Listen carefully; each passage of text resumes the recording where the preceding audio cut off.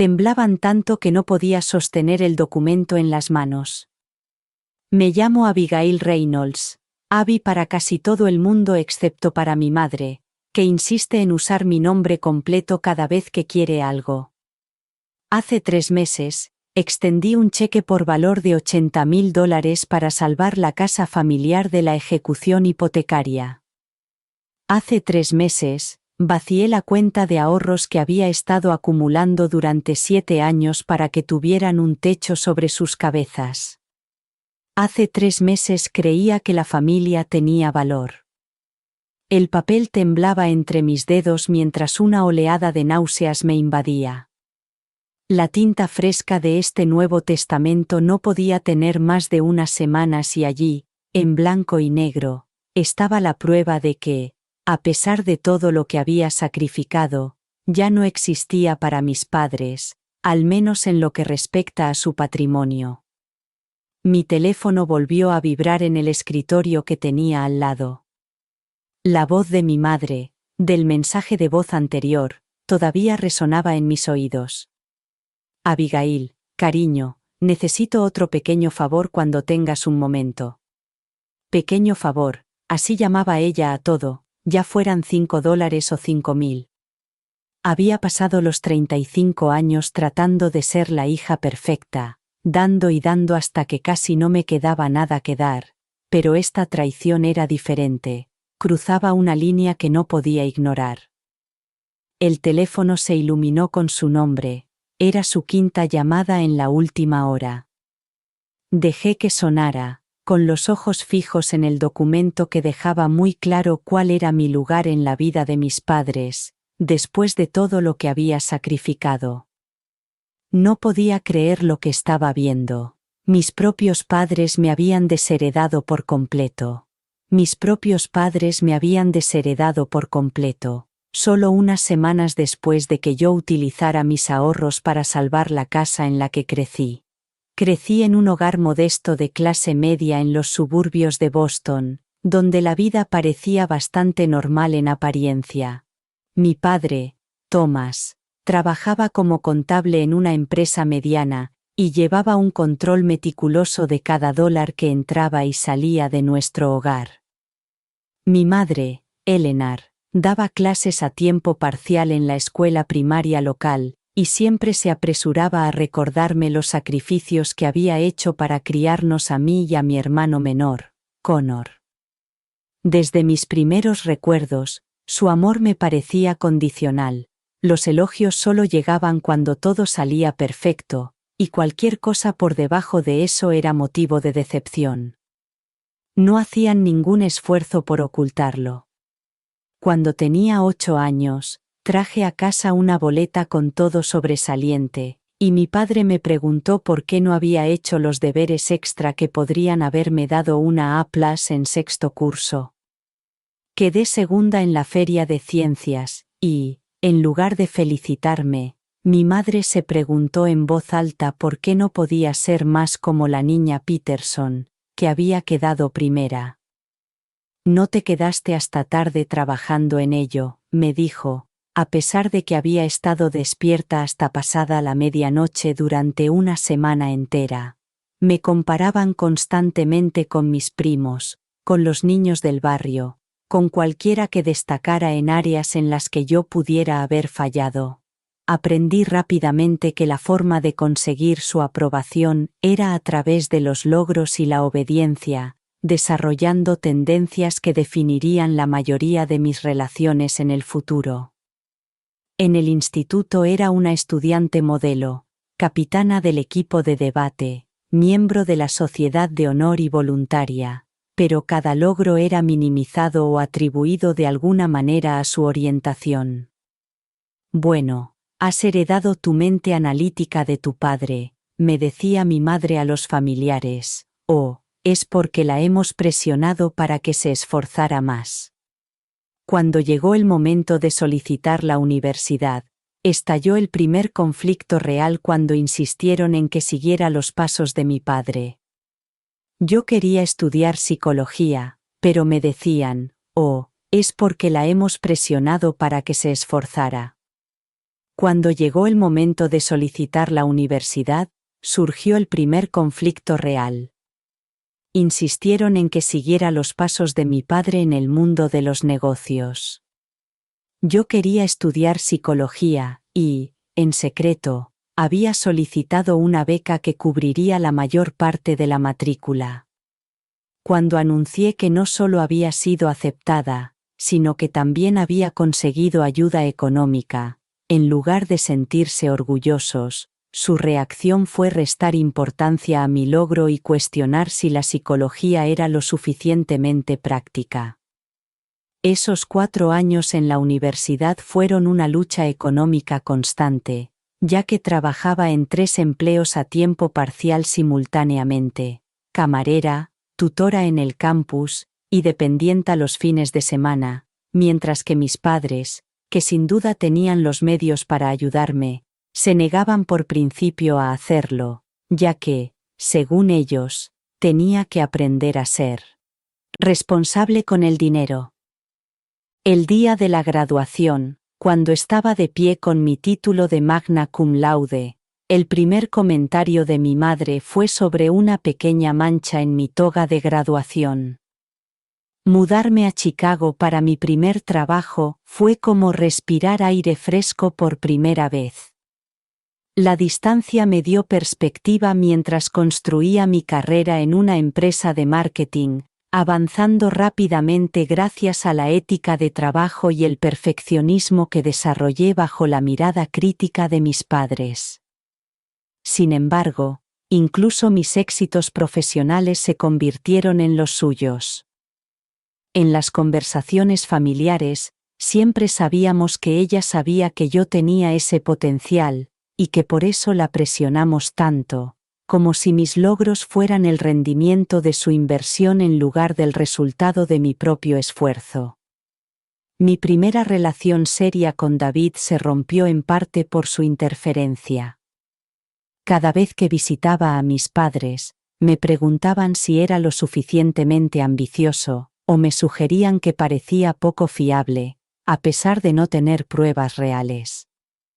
Después de nuestra ruptura, mi madre se atrevió a decirme: «Te dije que no eras lo suficientemente bueno para mí», olvidándose convenientemente de que sus constantes críticas habían creado tensión entre nosotros. A los 26 años, tenía éxito profesional, pero seguía buscando su aprobación de formas que me avergonzaban. Cuando me ascendieron a jefa de equipo, mi padre respondió: «El marketing no es contabilidad, pero supongo que es lo suficientemente respetable». Ese desprecio casual por mi carrera, a pesar de mi creciente lista de clientes y mi salario, fue el primer microtrauma real que me hizo cuestionar nuestra relación, aunque rápidamente enterré esas dudas bajo años de condicionamiento. La llamada llegó un martes por la noche, cuando tenía 28 años. Estaba acomodándome con la comida para llevar después de un día de trabajo de 12 horas, cuando vi el nombre de mi madre iluminarse en la pantalla de mi teléfono. «Abigail», dijo con ese ligero temblor en la voz que reservaba para las noticias dramáticas. «Han despedido a tu padre. La empresa ha reducido personal y ha eliminado todo su departamento a pesar de sus 27 años de servicio. La indemnización es insultante, según mi madre, ya que apenas cubre 3 meses de gastos». Mientras me detallaba sus preocupaciones económicas, su voz pasó de la angustia al cálculo. «Nunca te hemos pedido nada, ¿verdad?», dijo, aunque eso no era del todo cierto. Había habido pequeñas peticiones a lo largo de los años: ayudar con el regalo de graduación de Connor, pagar la factura del fontanero cuando se inundó el sótano. Pero nada de gran importancia. Me senté en mi pequeño apartamento de una habitación y miré los muebles de segunda mano que había acumulado a lo largo de los años. Recordé mi salario inicial de gestión, que apenas cubría mis préstamos estudiantiles y el alquiler en Chicago. «¿Qué necesitas?», Pregunté, sabiendo que le ayudaría independientemente de mis propias circunstancias. Mi madre no me lo pidió directamente, nunca lo hacía, sino que suspiró profundamente y mencionó que quizá tendrían que pedir un préstamo con un interés muy alto solo para pagar la hipoteca del mes siguiente. Odio tener que decírtelo, cariño, pero no sabemos qué hacer. Al final de la llamada, les había ofrecido enviarles $5.200, todo el fondo de emergencia que había estado acumulando durante los 2 últimos años. Transferí el dinero de inmediato, mientras escuchaba su efusiva gratitud y sus promesas de devolverlo tan pronto como mi padre encontrara algo nuevo. Mi madre incluso sugirió un plazo, probablemente de 2 o 3 meses, para tenerlo todo con intereses.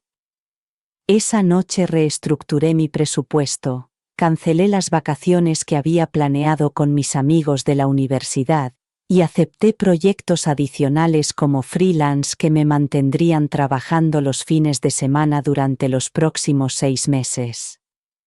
Mi padre encontró un nuevo trabajo en 8 semanas, con un sueldo ligeramente inferior, pero estable. Cuando los visité un mes después, vi que tenían un televisor de 65 pulgadas nuevo colgado en la pared del salón. Una ganga, comentó mi padre cuando se dio cuenta de que lo estaba mirando. No podíamos dejarlo pasar. Esperé a que mencionaran el dinero que les había enviado durante la cena, pero nunca salió el tema. Finalmente, mientras fregábamos los platos, mencioné con cuidado. Las cosas deben estar volviendo a la normalidad en el aspecto financiero ahora que papá está trabajando de nuevo. No podía dejarlo pasar. Esperé a que mencionaran el dinero que les había enviado durante la cena, pero el tema nunca salió a colación. Finalmente, mientras lavábamos los platos, mencioné con cuidado. Las cosas deben estar volviendo a la normalidad económicamente ahora que papá ha vuelto a trabajar.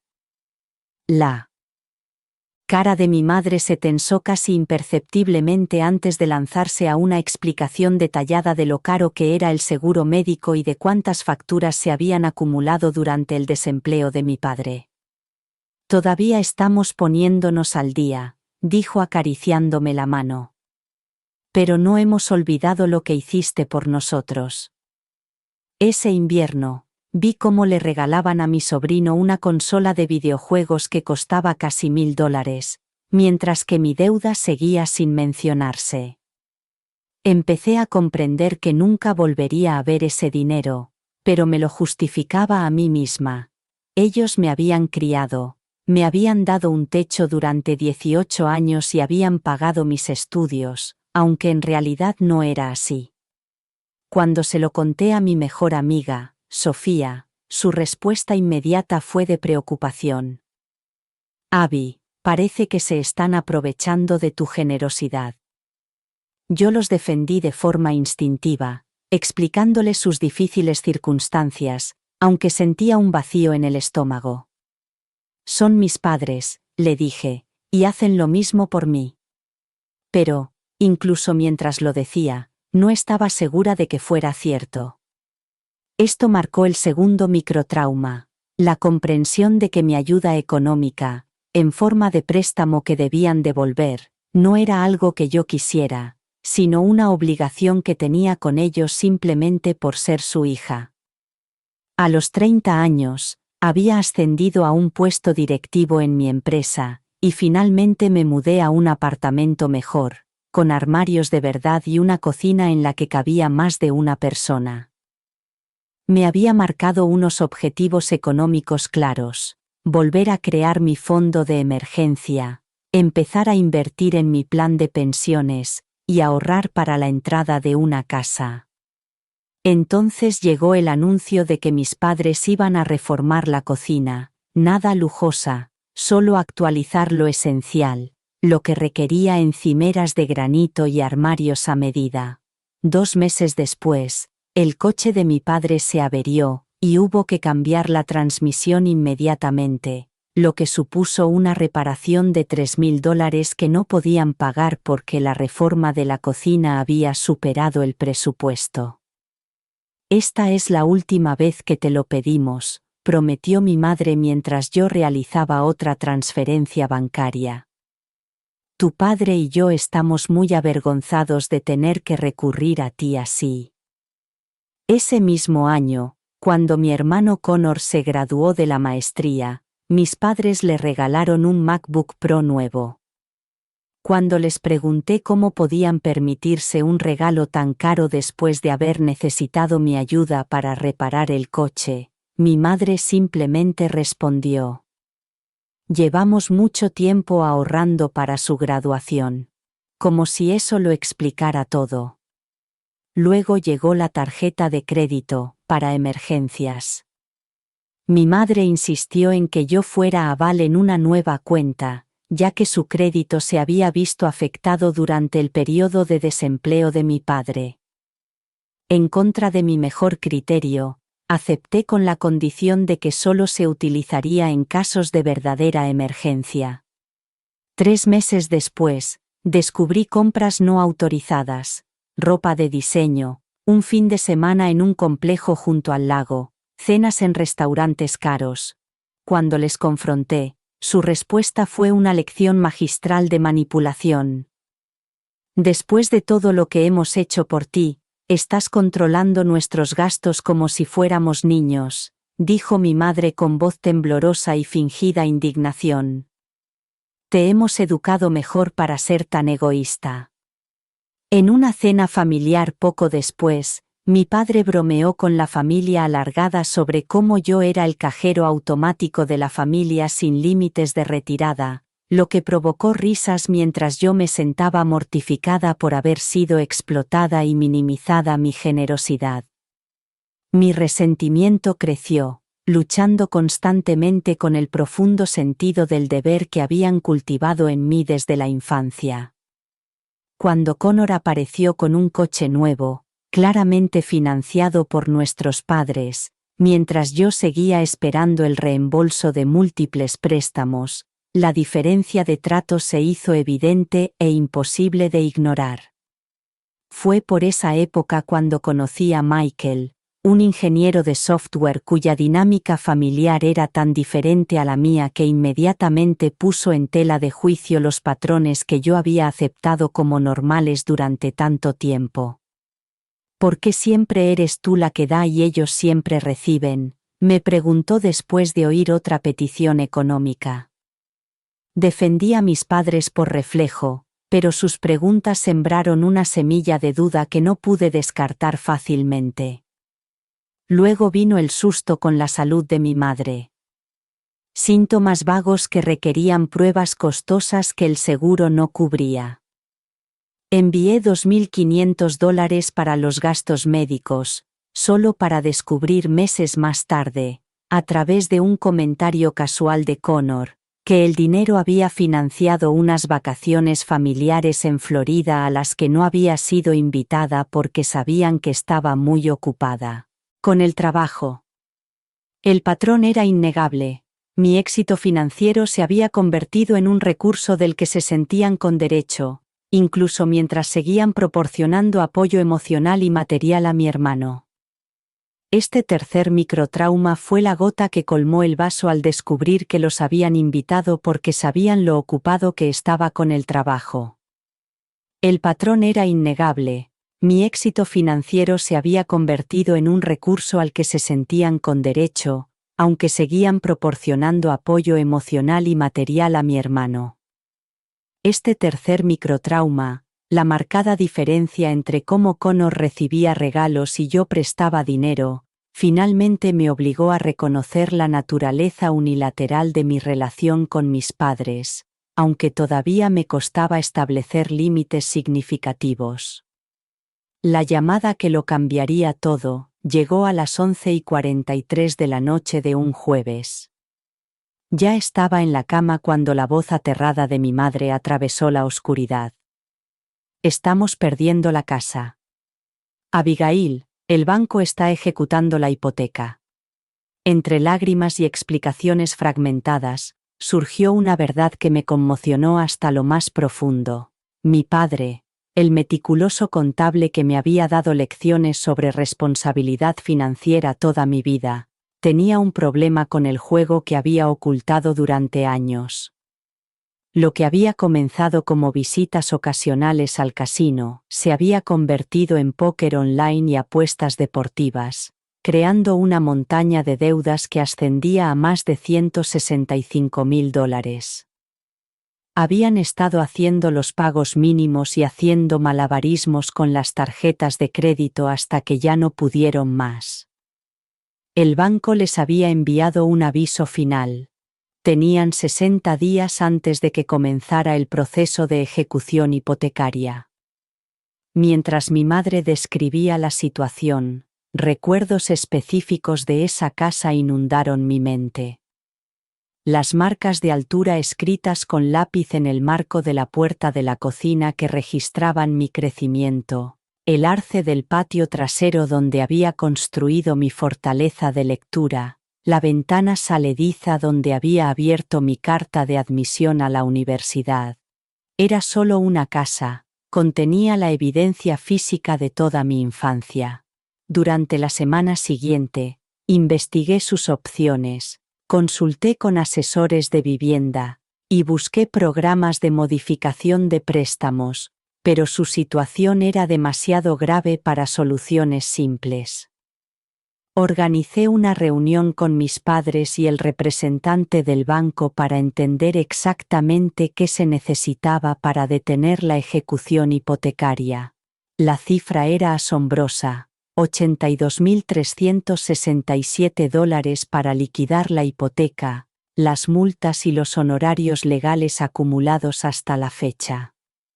Me senté frente a mis padres en la mesa de la cocina, la misma mesa donde había hecho los deberes y celebrado cumpleaños, mientras ellos me miraban con desesperación. Llevaba años ahorrando para comprarme una casa, viviendo con austeridad e invirtiendo con cuidado.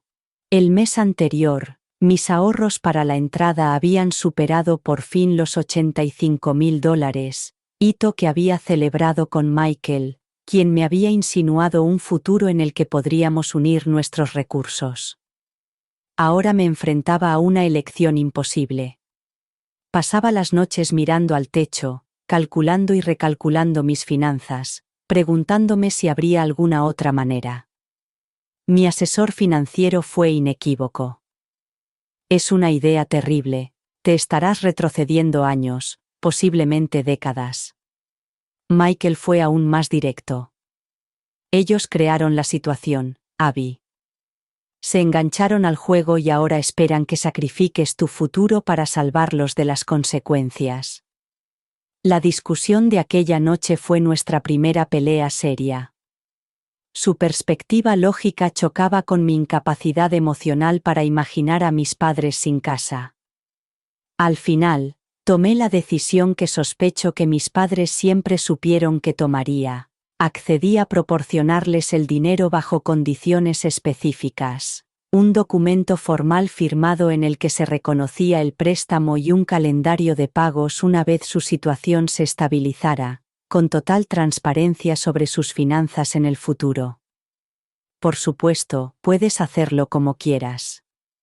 Mi padre aceptó de buen grado. Esto es un préstamo, no un regalo. Devolveremos hasta el último centavo, añadió mi madre entre lágrimas. Todo lo que tenemos será tuyo y de Connor a partes iguales, la casa, las inversiones, todo. Esto es solo una situación temporal hasta que nos recuperemos. Con esas garantías y un acuerdo firmado a regañadientes, extendí el cheque que vaciaba mi futuro y se lo entregué al representante del banco. Todavía recuerdo el peso del bolígrafo, el ligero temblor de mi firma y la sensación de que, a pesar del documento que llevaba en el bolso, quizá acababa de cometer un error catastrófico. Esa noche, mis padres organizaron una cena familiar improvisada. Parecían sinceramente agradecidos, más emocionados de lo que los había visto pocas veces. Mi madre me abrazó repetidamente y me susurró al oído. Gracias, te queremos mucho. Mi padre, que no solía ser muy expresivo, no paraba de apretarme el hombro y llamarme su roca. Por un momento, pensé que quizá esta crisis había cambiado fundamentalmente nuestra relación, que el sacrificio no solo había comprado su casa, sino también una nueva apreciación de nuestro vínculo. Esa ilusión duró apenas 2 semanas, hasta que llamé para ver cómo estaban y mencioné casualmente que íbamos a establecer las transferencias automáticas acordadas para el plan de pago. Mi padre se mostró evasivo y desvió el tema. Las llamadas siguientes fueron al buzón de voz, y los mensajes de texto recibían respuestas breves y evasivas. Cuando finalmente conseguí contactar con ellos, hablaron como si nuestro acuerdo fuera una sugerencia lejana y flexible, en lugar de la condición firme sobre la que les había entregado todo mi futuro financiero. Este cuarto microtrauma, su vuelta inmediata a dar por sentado mi sacrificio, debería haberme preparado para lo que se avecinaba, pero nada podría haberme preparado para lo que descubriría solo unos meses más tarde. 6 meses después de salvar la casa de mis padres, pasé por su casa para ayudarles a organizar los documentos para la declaración de la renta. Habían salido a hacer unos recados y me aseguraron que volverían en 1 hora. Todo estaba en mi oficina. Mi padre me dijo que las carpetas de los impuestos estaban en el cajón del escritorio. Mientras buscaba los documentos, mi mano rozó un maletín de cuero que estaba escondido en el fondo del cajón. Algo en su novedad y en la forma en que estaba parcialmente oculto me hizo detenerme. En su interior había un documento titulado Última voluntad y testamento de Thomas y Eleanor Reynolds. Mi primer pensamiento fue de alivio. Habían seguido mi consejo de actualizar su planificación patrimonial tras el susto de la ejecución hipotecaria. Entonces vi la fecha. 2 semanas después de que mi padre les entregara los $80,000 para salvar su casa. Empecé a leer el documento con una creciente sensación de pavor. Era sencillo y devastador. Todos los bienes se dividirían entre mi hermano Connor y 2 primos de mi madre. Mi nombre solo aparecía una vez en un párrafo que excluía mi participación en la herencia de forma intencionada. La habitación pareció inclinarse y una ola de mareo me invadió. Sentía mi corazón latiendo tan rápido que podía sentirlo en las yemas de los dedos. Me senté en la silla del despacho de mi padre con el testamento en el regazo durante 3 horas enteras, hasta que oí su coche en la entrada. Cuando entraron y me encontraron con el documento en las manos, mi madre se llevó la mano a la garganta y dijo: «No debías ver eso», lo que fue quizá la declaración más sincera que me había hecho en años. «¿Qué es esto?», pregunté con voz entrecortada. «¿Por qué has hecho esto justo después de darme todo lo que tenías?». Mi padre adoptó inmediatamente su personalidad de contable, fría y profesional. «La planificación de nuestro patrimonio es privada, Abigail. No tenías derecho a revisar mis documentos personales». Cuando le recordé que él mismo me había enviado a ese cajón, hizo un gesto con la mano como si espantara una mosca. «Es una simple decisión financiera», continuó. «Connor necesita más seguridad que tú. Tú tienes una carrera consolidada y ganas mucho dinero. Él todavía está buscando su camino». Mi madre intentó un enfoque diferente, rompiendo a llorar e intentando cambiar de tema. «Cariño, no entiendes lo complicadas que son estas cosas. Hablemos de otra cosa. ¿Te he contado que me he apuntado al nuevo club de jardinería?». Como si fuera una señal, sonó mi teléfono. Era Connor. Su nombre apareció en la pantalla como una acusación. El momento en que sonó dejó claro que sabía lo del testamento, que probablemente lo sabía desde el principio. Rechacé la llamada y volví a mirar a mis padres. Me lo prometisteis, dije con voz temblorosa. Prometisteis que todo se repartiría a partes iguales entre Connor y yo. Dijisteis que era una garantía para el préstamo. La respuesta de mi padre fue escalofriante. Connor siempre ha tenido más problemas económicos que tú. Abandonó 2 programas antes de terminar la carrera.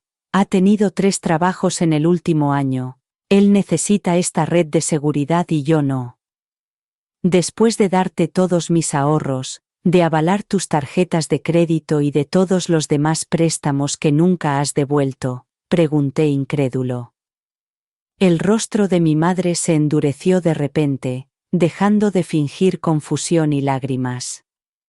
Piensa en los $80,000 que me costó criarte, dijo. ¿Tienes idea de lo que cuesta criar a un hijo, los sacrificios que hicimos, las oportunidades a las que renunciamos? Saqué el documento del préstamo de mi bolso, el acuerdo que habían firmado solo 6 meses antes. Prometiste específicamente que no se trataba de un regalo, sino de un préstamo. Prometiste devolverlo. Como garantía, prometiste una herencia igualitaria. Mi padre apenas miró el papel. Recuerdo haber hecho esas declaraciones específicas sobre la herencia. Ese documento solo cubre los términos del préstamo, no la planificación de nuestro patrimonio. Por primera vez en mi vida, perdí por completo la compostura con mis padres. Años de sumisión y de permitir que la gente me pisoteara dieron paso a un dolor y una rabia crudos y sin filtros. Grité, lloré y enumeré todos los sacrificios que había hecho mientras ellos siempre habían antepuesto las necesidades y los deseos de Connor a los míos. En lugar de mostrar empatía por mi dolor, parecían irritados por mi muestra de emoción. Estás exagerando, dijo mi madre mirando su reloj. La vida no es justa, Abigail. Pensábamos que ya lo habías entendido. Las últimas palabras que me dijo antes de salir por la puerta aún me persiguen. Os lo he dado todo, le dije con la voz entrecortada. Todo lo que había ahorrado para mi futuro. Mi padre me miró directamente a los ojos y dijo: y nosotros te dimos la vida. Diría que eso nos deja en paz.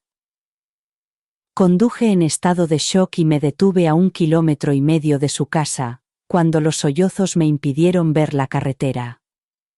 Llamé a Michael, apenas capaz de articular una frase coherente, para explicarle lo que había pasado. Me llevó 40 minutos encontrarme con él, todavía sentada en mi coche aparcado. Luego me siguió a casa y se quedó toda la noche, mientras el peso de la traición me inundaba en oleadas. No solo era por el dinero, era la confirmación de lo que había sospechado, pero nunca quise admitirlo a los ojos de mis padres. Solo era valiosa por lo que podía aportarles. Cuando mi utilidad se agotó, cuando había dado todo lo que tenía para dar, ya no servía para nada. Este quinto y más devastador microtrauma rompió algo fundamental en mí. La creencia de toda mi vida de que, a pesar de todo, mis padres me querían tal y como era.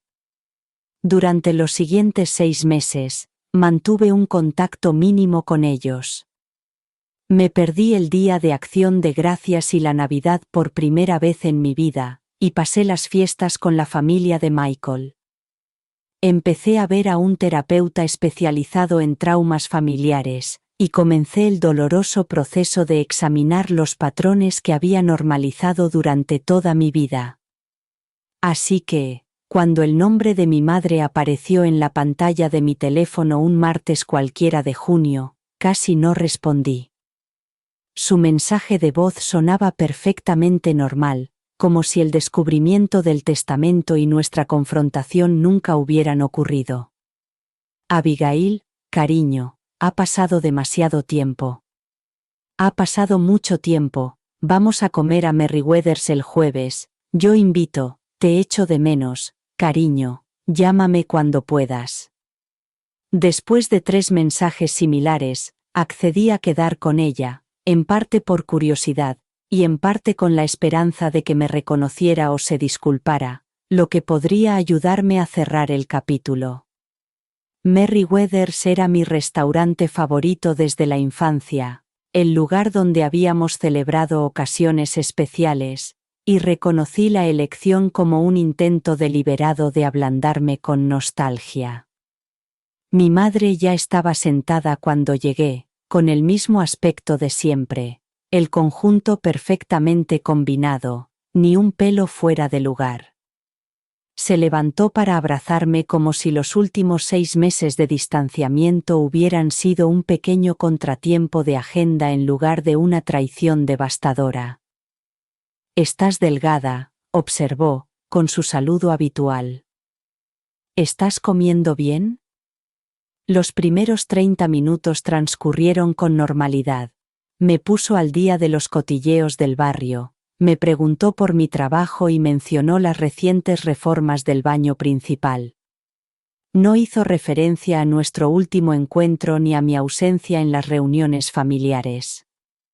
Cuando llegó el plato principal, desvió casualmente la conversación hacia temas familiares. «Connor está muy bien últimamente», dijo mientras cortaba el salmón en trozos pequeños. «Por fin ha encontrado su pasión». Hice un ruido evasivo, esperando a ver qué vendría después. Las pasiones de Connor siempre habían sido efímeras y costosas. «Está montando su propio negocio», continuó diciendo mientras se limpiaba los labios con la servilleta. «Se trata de una startup tecnológica con un potencial increíble. Su socio tiene experiencia en el sector y ya han despertado el interés de varios inversores». Mientras me detallaba la aventura de Connor, reconocí el ritmo familiar de su enfoque. Primero, destacar la importancia de la situación. Luego, enfatizar la oportunidad, y finalmente, mencionar el pequeño favor necesario para que se hiciera realidad. «Necesitan capital inicial para conseguir su primer cliente», dijo finalmente, cruzando la mesa para tocarme la mano. «Solo hacen falta $35.000 para ponerlo todo en marcha. Tu padre y yo lo pondríamos nosotros, pero después de lo de la hipoteca del año pasado». Dejó la frase en el aire, como si necesitara recordarme la crisis financiera que yo mismo había resuelto. Me quedé sentado en silencio, atónito, tratando de procesar la audacia de su petición. Después de desheredarme y de romper su promesa de devolver los $80.000 que les había dado, me pedía más dinero. «La familia ayuda a la familia», añadió cuando no respondí de inmediato. «Connor haría lo mismo por ti si la situación fuera al revés». Eso fue lo que me llevó al límite. ¿Haría él vaciar sus ahorros por mí como hice yo por ti? Connor haría lo mismo por ti si la situación fuera al revés. Eso me sacó de quicio. ¿Lo haría?, pregunté en voz baja. ¿Vaciarías tus ahorros por mí como hice yo por ti y por papá? ¿Renunciarías a tu futuro para asegurar el mío? La expresión de mi madre se tensó. «Eso es diferente. Connor no ha tenido tanta suerte como tú en su carrera». «¿Y qué hay del testamento?», pregunté directamente. «¿Y qué hay de excluirme de tu herencia solo unas semanas después de que me dieras todo lo que tenías?». Hizo un gesto con la mano como si hubiera mencionado un pequeño desacuerdo en lugar de una profunda traición. «Es completamente diferente. La planificación patrimonial no tiene nada que ver con ayudar a tu hermano con un negocio». «Tiene todo que ver con eso», le respondí. «Me prometiste que los $8.000 eran un préstamo. Prometiste que compartiríamos a partes iguales tu patrimonio como garantía de ese préstamo. Luego me excluiste deliberadamente y te quedaste con todo el dinero que te di». Su rostro cambió y la máscara agradable cayó por completo. «Estás siendo egoísta, Abigail», después de todo lo que hemos hecho por ti. ¿Qué has hecho tú por mí?, la interrumpí, sorprendiendo a ambos. Trabajé durante la universidad sin tu ayuda. Construí mi carrera sin tu ayuda. Te he dado todo. ¿Cómo te atreves a decirme eso?, la interrumpí, sorprendiendo a ambos. Trabajé durante la universidad sin tu apoyo, construí mi carrera sin tu ayuda, y te he dado decenas de miles de dólares que nunca me has devuelto. ¿Por qué exactamente estoy siendo desagradecida? Su respuesta fue pronunciada con fría precisión. Te dimos la vida, Abigail, nos lo debes todo. Así es como funciona la familia. En ese momento, algo se cristalizó para mí, una claridad por la que había estado trabajando en terapia, pero que no había comprendido del todo hasta escuchar esas palabras. Mi relación con mis padres nunca había sido un intercambio de amor y apoyo. Había funcionado la familia. En ese momento, algo se hizo evidente para mí, una claridad por la que había estado trabajando en terapia, pero que no había comprendido del todo hasta escuchar esas palabras. Mi relación con mis padres nunca había sido un intercambio de amor y apoyo, sino una extracción unidireccional de recursos emocionales y económicos. No, dije con calma, sorprendida por la firmeza de mi voz. Así no funcionan las familias sanas. No te daré más dinero ni a Connor ni a ti, y no estaré disponible para ti hasta que reconozcas lo que has hecho, y hagas un esfuerzo genuino por reparar nuestra relación, incluyendo devolverme lo que me debes. Esperaba ira, pero lo que sucedió a continuación fue peor. El rostro de mi madre se descompuso y se lanzó a una actuación pública de desamor maternal después de todo lo que yo había sacrificado por ti, gritó tan fuerte que las mesas cercanas pudieron oírla. Así es como una madre paga el amor de su hijo, abandonando a su familia cuando más lo necesita. Dejé sobre la mesa suficiente dinero para pagar nuestras 2 comidas y me fui. Sus acusaciones entre lágrimas me siguieron por todo el restaurante, y cuando llegué al coche, ya me estaban llegando mensajes de texto. ¿Cómo has podido avergonzarme así? Tu padre estará devastado. Connor cuenta contigo. ¿Así es como te hemos educado? Durante la semana siguiente, la campaña de presión se intensificó. Mi padre me dejó mensajes de voz muy duros en los que cuestionaba mi moralidad. Mi familia política, con la que apenas hablaba, me envió mensajes expresando su preocupación por haber abandonado a mis padres en un momento tan difícil. Incluso Connor me llamó confundido y enfadado, ya que le habían dicho que me había negado a ayudarle por despecho, y no por la situación del testamento, algo que, al parecer, mis padres nunca le habían mencionado. Este sexto microtrauma, la audacia de mi madre al pedir más después de una traición tan profunda, se convirtió en el catalizador del período más difícil y, en última instancia, más transformador de mi vida. Por primera vez en mi vida profesional, me ausenté del trabajo sin estar realmente enfermo. Las secuelas emocionales de la emboscada de mi madre durante el almuerzo me dejaron incapacitado para funcionar. Pasé 3 días en mi apartamento con las persianas bajadas, alternando entre ataques de llanto y períodos de disociación y entumecimiento. Michael pasaba cada noche trayéndome comida que no podía comer y ofreciéndome consuelo que yo no podía recibir del todo. Por muy comprensivo que fuera, me sentía rechazándolo, retirándome a un caparazón protector donde nadie podía hacerme daño. No entiendo por qué sigues dejando que te afecten así, me dijo una noche, con frustración en su voz. Te han mostrado quiénes son una y otra vez, ¿por qué no puedes simplemente aceptarlo y seguir adelante? A pesar de que su pregunta estaba motivada por la preocupación, desencadenó una respuesta defensiva en mí. Tú no entiendes lo que es. Son mis padres, no puedo borrar 35 años de condicionamiento porque te conviene.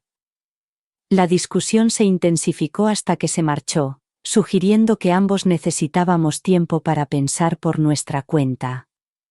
Empecé a investigar temas que había estado evitando: relaciones familiares tóxicas, abuso financiero por parte de los padres, manipulación emocional. Los artículos y publicaciones en foros que encontré describían dinámicas tan similares a mis experiencias, que me sentí validada y devastada a la vez. Encontré un terapeuta especializado en traumas familiares, y reservé una sesión de emergencia. La consulta del doctor Lavín se convirtió en mi refugio durante las semanas siguientes. En nuestra primera reunión, me derrumbé por completo mientras le contaba el descubrimiento del testamento y Lo que describes suena a toda una vida de amor condicional y explotación económica, me dijo con delicadeza. Estos patrones no se desarrollan ni se resuelven de la noche a la mañana. Siguiendo su consejo, empecé a escribir un diario en el que documentaba no solo los acontecimientos recientes, sino también los patrones de toda mi infancia y mi vida adulta. El ejercicio fue revelador y doloroso. Calculé la cantidad total que había dado a mis padres a lo largo de los años. $97.500, que podía contabilizar con certeza, y posiblemente más en cantidades menores. Recordaba específicamente. El peso de estas revelaciones comenzó a afectar a todos los aspectos de mi vida. Mi rendimiento en el trabajo se vio afectado, ya que me costaba concentrarme.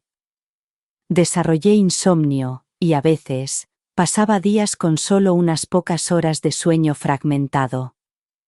Los ataques de ansiedad se hicieron frecuentes, provocados por llamadas telefónicas, fotos familiares, e incluso al ver a mis padres con sus hijos en lugares públicos. Cuando Michael sugirió que tomáramos un descanso en nuestra relación hasta que yo me sintiera mejor, no tenía la energía emocional para luchar por nosotros.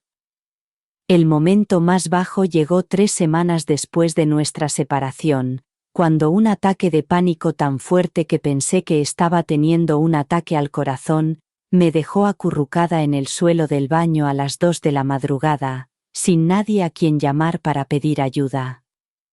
Mientras yacía allí esperando a que el dolor en el pecho remitiera, sonó mi teléfono con el número de Connor. Respondí sin pensar, solo para encontrarme con una diatriba furiosa sobre cómo estaba destruyendo nuestra familia con mi egoísmo y mi comportamiento extraño. No me defendí ni intenté explicarme, simplemente colgué y bloqueé su número. Esa fue la primera medida para establecer límites que, con el tiempo, me ayudó a recuperarme. Las semanas siguientes trajeron sesiones de terapia revolucionarias, en las que la doctora Lavín me ayudó a identificar las tácticas de manipulación que mis padres habían utilizado a lo largo de mi vida. Te instalaron botones muy específicos desde la infancia, me explicó. Culpa, obligación, miedo al abandono. Y saben exactamente cómo pulsar esos botones cuando quieren algo de ti. Por recomendación suya, volví a conectar con una amiga de la universidad que había vivido una dinámica familiar similar. La perspectiva de Lisa fue inestimable. Ella llevaba 5 años estableciendo límites con sus propios padres manipuladores. Se hace más fácil, me prometió mientras tomábamos un café. La culpa nunca desaparece por completo, pero se atenúa. Empecé a dar pasos tentativos para recuperar mi vida. Bloqueé temporalmente los números de mis padres para darme un respiro de su constante presión. Pasé un fin de semana en una casa de alquiler junto a un lago dedicando tiempo a cuidados básicos que había dejado de lado: dormir, comer con regularidad, pasear por la naturaleza. La mañana del segundo día, Mientras veía salir el sol sobre el agua, experimenté un momento de claridad casi físico en su intensidad. Había pasado toda mi vida tratando de ganarme un amor que debería haberme sido dado libremente. Creía que, si daba lo suficiente, sacrificaba lo suficiente, lograba lo suficiente, mis padres finalmente me verían como alguien digno, pero su capacidad para tomar era ilimitada y ningún sacrificio sería suficiente. Esa noche llamé a Michael. Nuestra conversación fue más sincera que nunca. Le expliqué la historia de mi familia, no como excusas, sino como contexto de mis patrones y reacciones. Le dije que estaba aprendiendo a poner límites, que no podía prometer que nunca volvería a luchar contra esto, pero que estaba trabajando para romper esos patrones. Su respuesta fue mesurada. Te quiero, Abby, pero necesito que mantengas esos límites con tu familia si queremos tener un futuro juntos. No puedo verte destruirte a ti misma tratando de complacer a personas que nunca estarán satisfechas. Me uní a un grupo de apoyo para adultos con padres manipuladores. Me senté en silencio durante la primera reunión, sorprendida por lo familiares que me sonaban las historias de todos. Cuando finalmente compartí mi propia experiencia, el hecho de que las personas asentieran y murmuraran de comprensión, fue más reconfortante que cualquier sesión de terapia. Después de la reunión, una mujer mayor me apretó la mano y me dijo simplemente: no fue culpa tuya, nada de eso. Esa noche escribí en mi diario la frase que se convertiría en mi mantra durante el proceso de curación. Merezco algo mejor que esto. Comenzaba cada mañana con un nuevo ritual. Me miraba al espejo y me repetía: mi valor no lo determina lo que doy a los demás. Pequeño y quizás tonto, pero me ayudó a reorientar mi forma de pensar después de toda una vida midiendo mi valor según la aprobación de los demás. Con el apoyo de mi terapeuta, concerté citas con 2 profesionales, un asesor financiero para crear un plan de recuperación de mis ahorros agotados, y un abogado para revisar el documento del préstamo que habían firmado mis padres. El asesor financiero fue brutalmente honesto. Recuperarme de este revés llevaría años, no meses, pero era absolutamente posible con disciplina y límites. La abogada confirmó lo que yo sospechaba: el documento era legalmente vinculante y su cumplimiento sería costoso y emocionalmente agotador.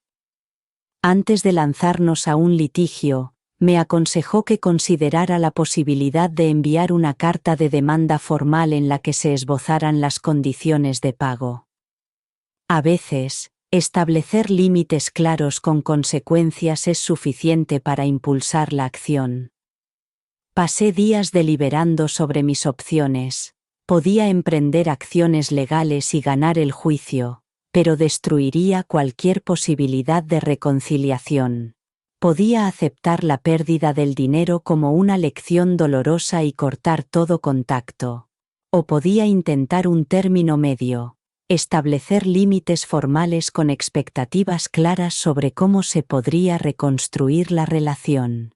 Tras pensarlo detenidamente, redacté un correo electrónico detallado a mis padres con 3 elementos clave.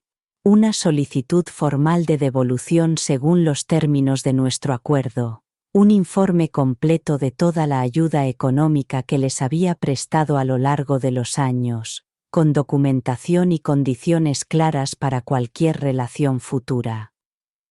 Estoy dispuesto a reconstruir nuestra relación, escribí en la conclusión, pero solo sobre la base del respeto mutuo y la responsabilidad. Para ello, es necesario reconocer los patrones que han dañado nuestro vínculo y dar pasos concretos hacia el cambio, empezando por cumplir con vuestras obligaciones financieras conmigo. Su respuesta fue inmediata y predecible: una avalancha de llamadas que no contesté, mensajes de voz y mensajes de texto emotivos que alternaban entre súplicas que inducían a la culpa y amenazas apenas veladas. Mantuve mi límite. Estoy dispuesto a discutir esto más a fondo, pero solo por escrito hasta que establezcamos un patrón de comunicación respetuoso. La respuesta de mi padre reveló lo acostumbrados que estaban a controlarme mediante la manipulación emocional. Si continúas con este comportamiento irrespetuoso, negándote incluso a hablar con tus propios padres, dañarás tu reputación en la familia de forma permanente. ¿Es eso lo que quieres? Respondí simplemente. Lo que quiero es que se respete el acuerdo que hicimos. No se trata de respeto o falta de respeto, sino de responsabilidad. Mientras tanto, Connor se puso en contacto conmigo con un tono muy diferente al de nuestra última conversación. Estoy confundido, no entiendo lo que está pasando, admitió. Mamá y papá dicen una cosa, pero no coincide con lo que tú me dijiste antes. ¿Podemos hablar? Quedamos en una cafetería neutral, donde le mostré el documento del préstamo, el testamento y la cronología de los acontecimientos. Su sorpresa parecía genuina. Me dijeron que estabas teniendo algún tipo de crisis, dijo mientras miraba los papeles. Dijeron que estabas haciendo demandas irrazonables porque estás celoso de mi oportunidad de crear una empresa emergente. Por primera vez, vi a mi hermano como otra víctima de las manipulaciones de mis padres, aunque él se había beneficiado de ellas en mi lugar. No estoy pidiendo nada que no me hayan prometido, le expliqué, y no estoy tratando de hacerte daño a ti ni a ellos, solo me estoy defendiendo por fin. Mientras mantenía mi postura, las tácticas de mis padres evolucionaron. Cuando la ira y la culpa fallaron, pasaron a reunir a la familia en mi contra. Tías, tíos y primos se pusieron en contacto conmigo, preocupados por el terrible malentendido, y me instaron a perdonar y olvidar por el bien de la armonía familiar. A todos les respondí con explicaciones tranquilas y objetivas, sin defenderme ni atacar, simplemente exponiendo la realidad de lo ocurrido. Algunos se mostraron comprensivos al escuchar mi versión, pero otros optaron por creer la versión de mis padres. En cualquier caso, me sorprendió descubrir que sus opiniones me importaban menos de lo que me habrían importado antes. La presión familiar acabó por remitir cuando quedó claro que no iba a ceder fácilmente. Mis padres cambiaron de estrategia y pasaron de la ira a la negociación. Mi padre me envió un correo electrónico proponiéndome un plan de devolución modificado, con cuotas mensuales considerablemente reducidas, y pidiéndome que dejáramos atrás este desagradable episodio. Lo rechacé y reiteré las condiciones originales que habíamos acordado. Centré mis energías en reconstruir mis ahorros, mi carrera y mi relación con Michael, que se había fortalecido gradualmente a través de conversaciones honestas sobre límites y apoyo.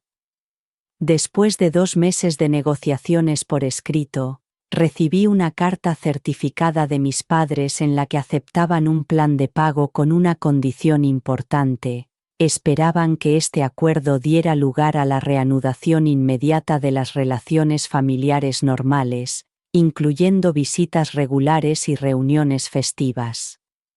Respondí con una contraoferta. Agradezco su disposición a abordar el aspecto financiero de nuestra situación, pero reconstruir nuestra relación requiere más que una restitución financiera.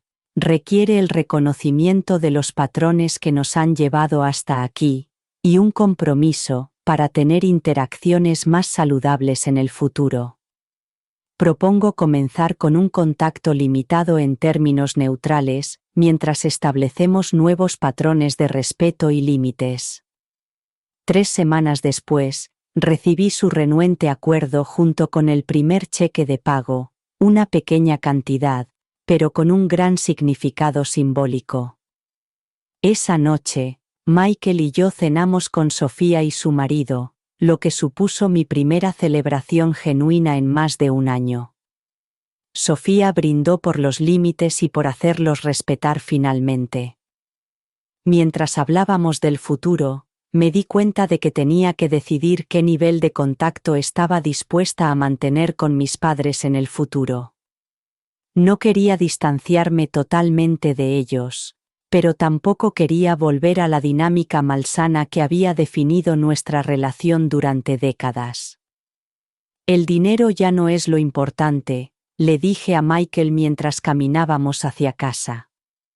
Se trata de establecer que tengo un valor más allá de lo que puedo darles, que merezco respeto y consideración básicos. Su mano se apretó alrededor de la mía. Eso es algo por lo que vale la pena luchar.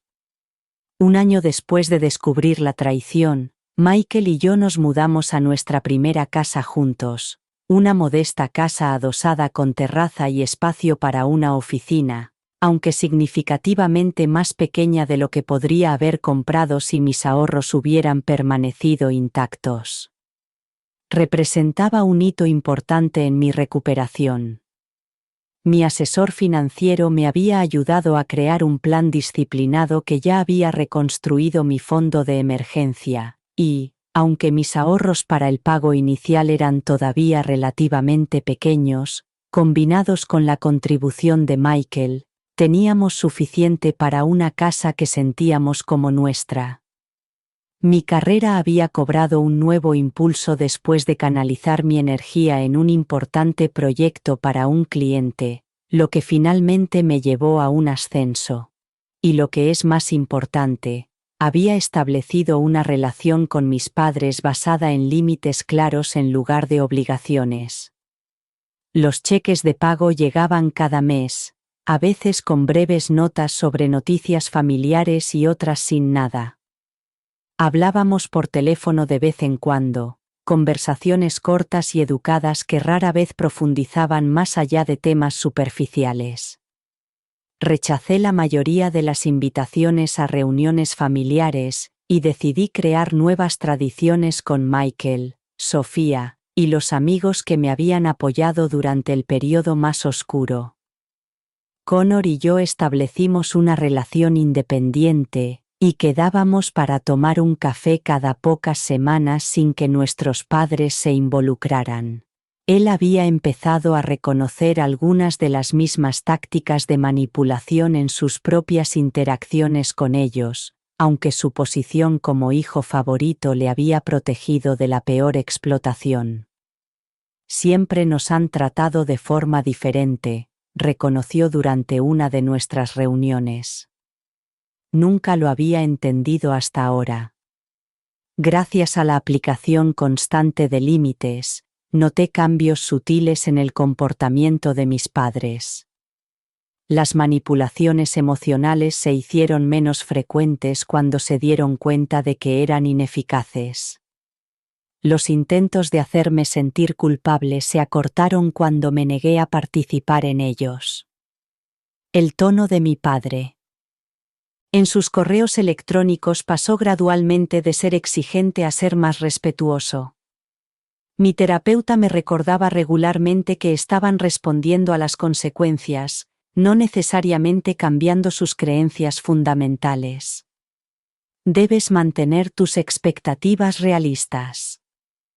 El día que recibí el último pago del préstamo, casi exactamente 2 años después de escribir el cheque que había iniciado este proceso, sentí un vacío inesperado en lugar de triunfo. El cierre financiero puso de manifiesto el trabajo emocional que aún quedaba por hacer. Esa noche recibí un correo electrónico inusual de mi madre, la primera vez que me escribía aparte de mi padre. He estado asistiendo a un grupo de apoyo para padres separados de sus hijos adultos, escribió. Intento entender qué fue lo que falló entre nosotros. No digo que esté de acuerdo con todo lo que has dicho, pero estoy dispuesta a escuchar si quieres hablar de ello todavía. Su mensaje no era una disculpa, sino un reconocimiento total, pero fue la primera grieta en el muro de negación que había mantenido durante 2 años. Mientras Michael y yo planeábamos nuestra boda, nos enfrentamos a la difícil decisión de si invitar a mis padres y en qué condiciones. Después de hablar largo y tendido con mi terapeuta, les envié una invitación cuidadosamente redactada con parámetros claros. Eran bienvenidos como invitados, pero no tendrían ningún papel especial en la ceremonia, no se sentarían en la mesa principal, y cualquier comportamiento disruptivo daría lugar a que se les pidiera que se marcharan. Para mi sorpresa, aceptaron estas condiciones sin discutir, lo que fue otra pequeña señal del cambio en la dinámica. La noche antes de nuestra boda, reflexioné sobre lo diferente que me veía en comparación con solo unos años antes. La hija complaciente y desesperada por la aprobación había sido sustituida por una mujer que entendía que su propio valor no dependía de la opinión de los demás. La ansiedad constante por decepcionar a mis padres había dado paso a la tranquila certeza de que podía sobrevivir a su decepción, ya que ya la había superado y había salido más fuerte del grupo de apoyo, donde ahora trabajaba como mentora para los recién llegados. A menudo compartía lo que consideraba la idea más valiosa de mi viaje. Las relaciones familiares deben basarse en condiciones, no en el amor, sino en el comportamiento y el trato. La tolerancia incondicional del maltrato no es amor, es autodestrucción. Ya no veía a mis padres a través de las lentes idealizadas de la infancia, ni desde la perspectiva demonizada de la traición temprana. Eran simplemente seres humanos imperfectos que habían causado un daño real con sus acciones, ya fuera de forma intencionada o a través de sus propios patrones no examinados. Podía reconocer ese daño sin que eso me definiera a mí ni a nuestra relación en el futuro. Michael y yo decidimos que, cuando finalmente tuviéramos hijos, a mis padres solo se les permitiría el nivel de implicación que se ganaran a través de un comportamiento respetuoso y coherente. Nuestros hijos nunca serán utilizados como cajeros automáticos.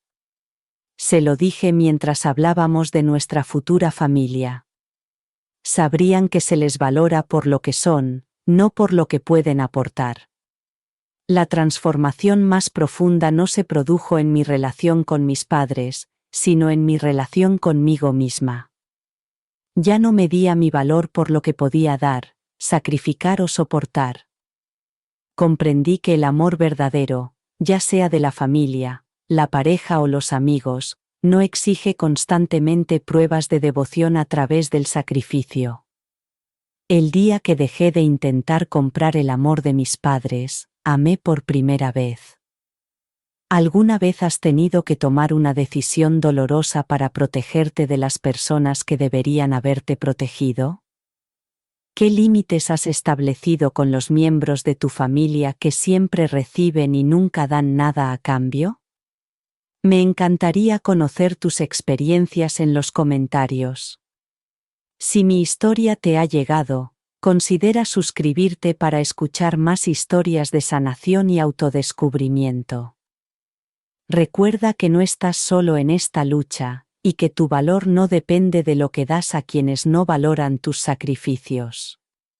Gracias por acompañarme en este viaje, y te deseo fuerza en tu propio camino hacia relaciones saludables y el respeto por ti mismo.